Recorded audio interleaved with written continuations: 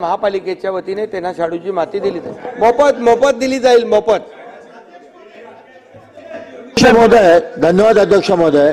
अध्यक्ष महोदय, सभागृहामध्ये मुख्यमंत्री बसलेले आहेत। मी 2 दिवसापूर्वी मुख्यमंत्री कार्यालयाला पत्र दिलं। आता गणेशोत्सव आपल्या डोक्यावरती आहे आणि गणेशोत्सवाच्या कालांतराने साधारण 1 महिनाभर अगोदर महापालिका आदेश काढते की मूर्ती फक्त शाडूची मातीचीच बनवायला पाहिजे, पर्यावरणाचं कारण देतात।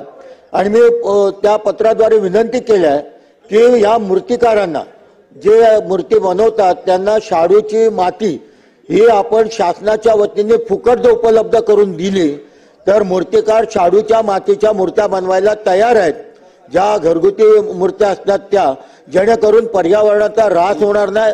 आणि आपण पर्यावरण जपा म्हणजे काय लाखो रुपये जाहिरातीवरती खर्च करतो, त्याबद्दल त्याशिवाय हा प्रॅक्टिकली हा याच्यावरचा उपाय आहे।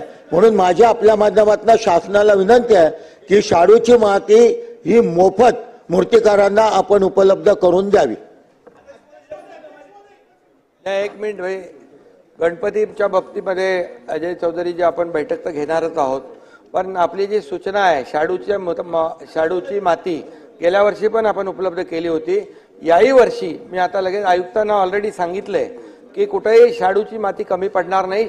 आपल्या महापालिकेच्या वतीने त्यांना शाडूची माती दिली जाईल, मोफत दिली जाईल, मोफत।